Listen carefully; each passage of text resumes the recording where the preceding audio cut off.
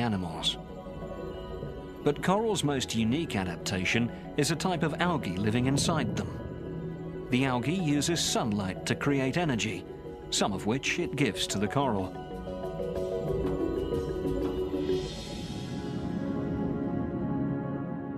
It's this symbiotic algae that gives coral its color.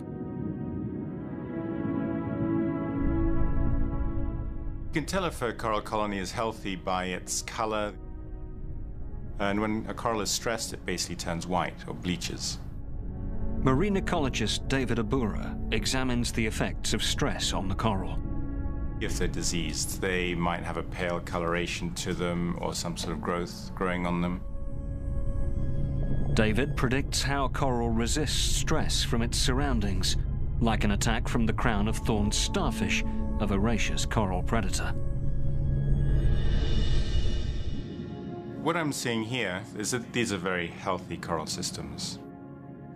Both Jen's and David's data have found Flint's Reef to be exceptionally healthy.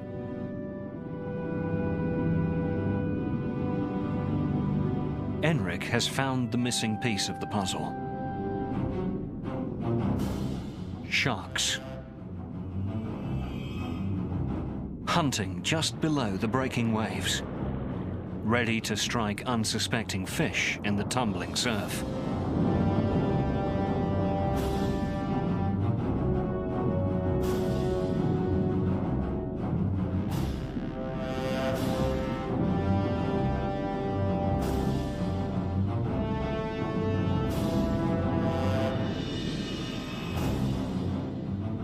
Sharks keep fish populations under control and maintain the delicate balance between plants, coral, and fish.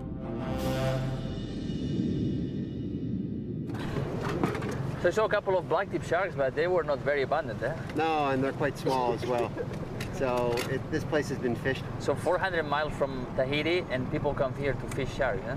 And it doesn't take much effort. You can see the impact. There's, all the sharks are very small. They're not as abundant as they would be in other places. So remoteness is not often the protection that they need. Flint's Reef is robust, but the sharks Enric finds are small and few and far between. Fishing has clearly affected shark populations, even at this remote island sanctuary. So the team presses on in search of the perfect reef and more sharks. It's an overnight journey to an even more remote location, Vostok Island. And the Bentic is 2 dives in the morning. Correct. Yeah. And then in the afternoon, whatever we do is just fantastic. So.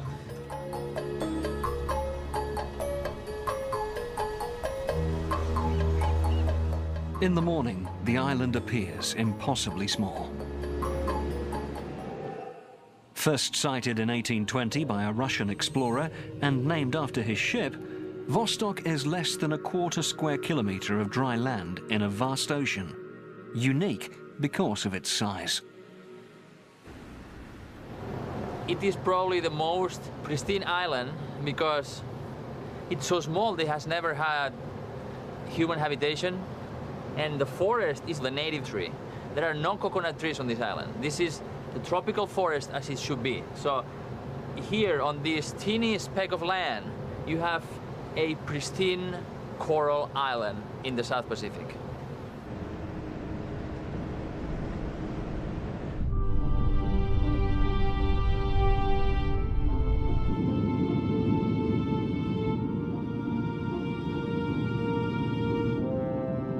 The abundance of life on Vostok's reef surpasses Enric's expectations.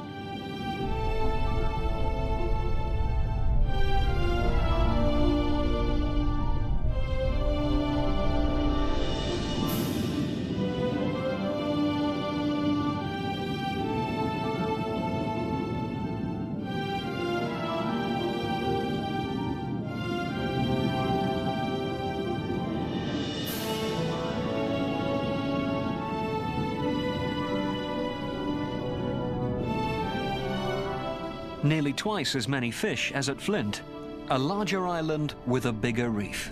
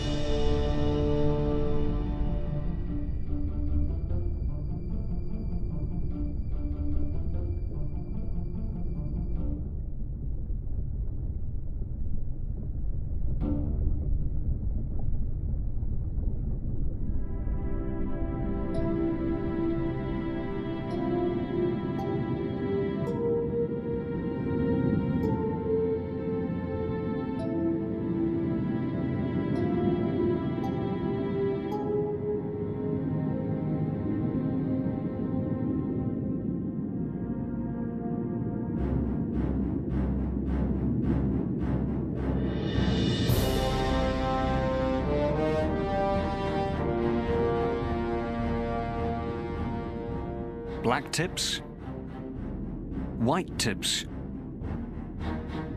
and grey reef sharks.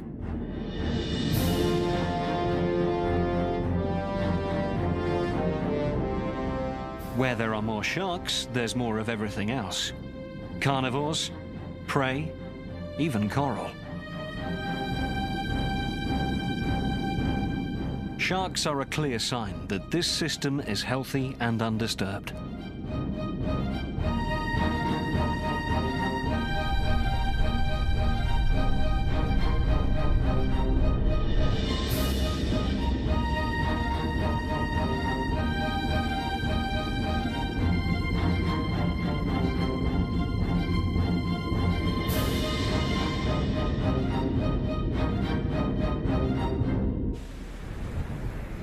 Above the reef, Mike Fay has been a castaway on tiny Vostok Island for 3 days.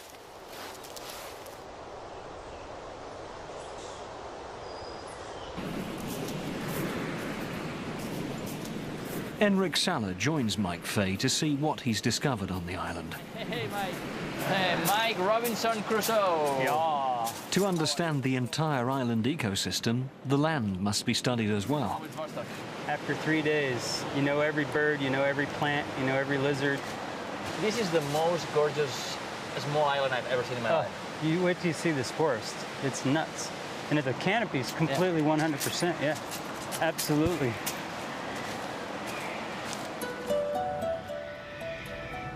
Look at the That's light. about the only place that doesn't have breakers right there.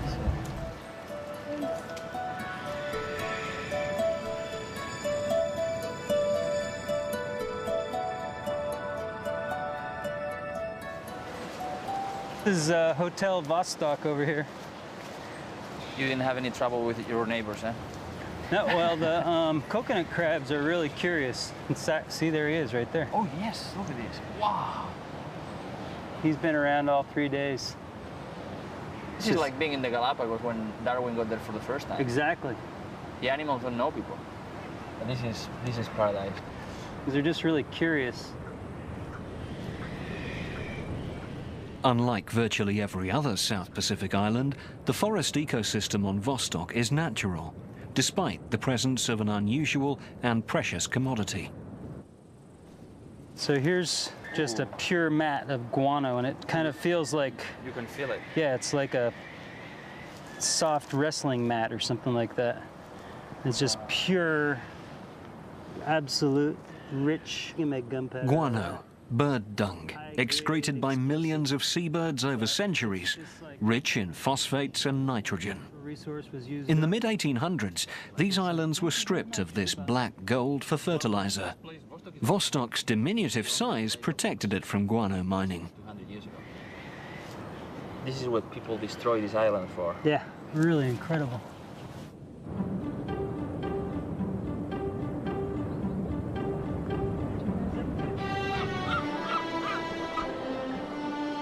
Mike leads Enric to nesting seabirds on the windward side of the island.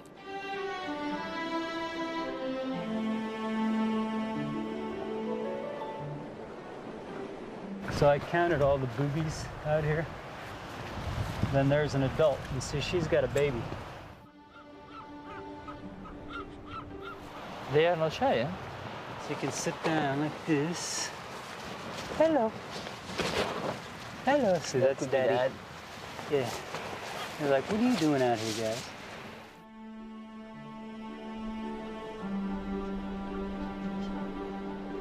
Spared from human encroachment, the birds have no reason to fear people.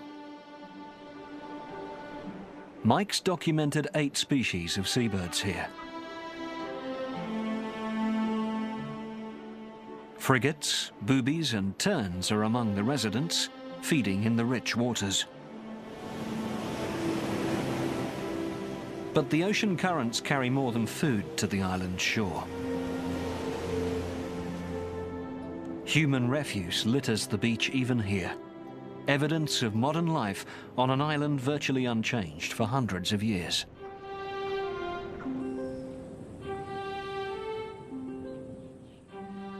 The hand of man is very light here. There's no doubt about that.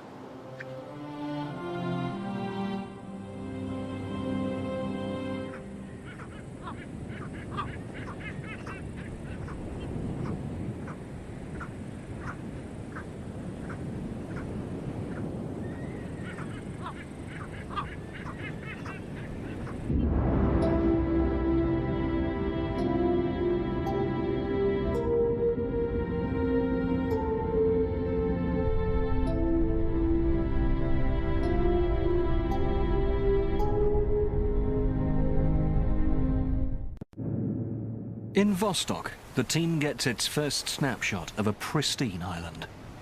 Now, they want to see a place that's equally uninhabited, but swept by different currents with a different climate.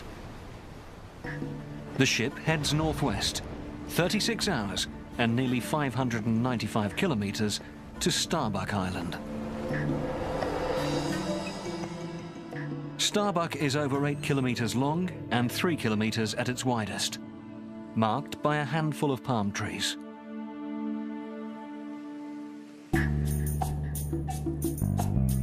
Starbuck gets little rainfall. Low-growing plants dot the baking coral rubble.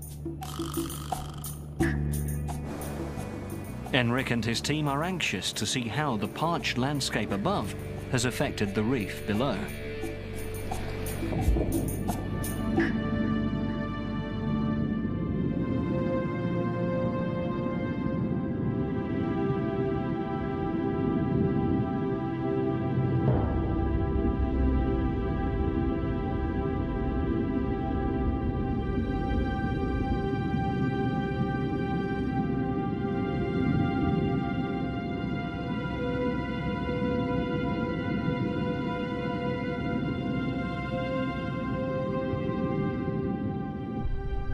Only a few hundred kilometers from some of the richest coral any of them has seen is another thriving reef. This one defined by one species of plant, Halimeda.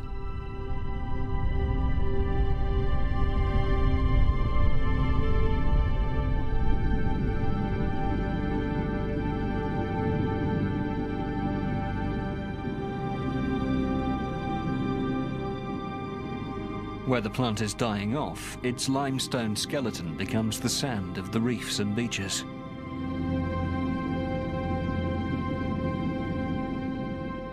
So much algae is a sign of water rich in nutrients, food for everything on the reef.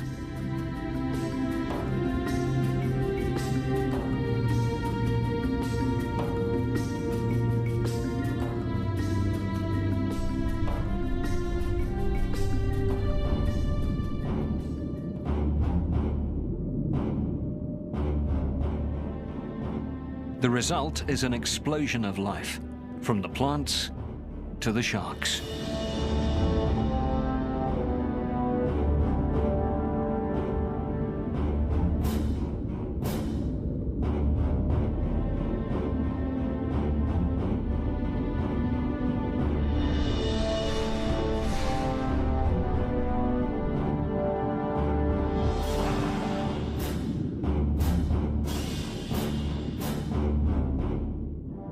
Fisheries ecologist Alan Friedlander and marine ecologist Jen Cassell identify and count the swirling masses of fish. What we're trying to do is get comprehensive estimates of not only the numbers but the sizes of animals. And the sizes are really important because that's how you get an estimate of weight or biomass. A high biomass means a large number of fish.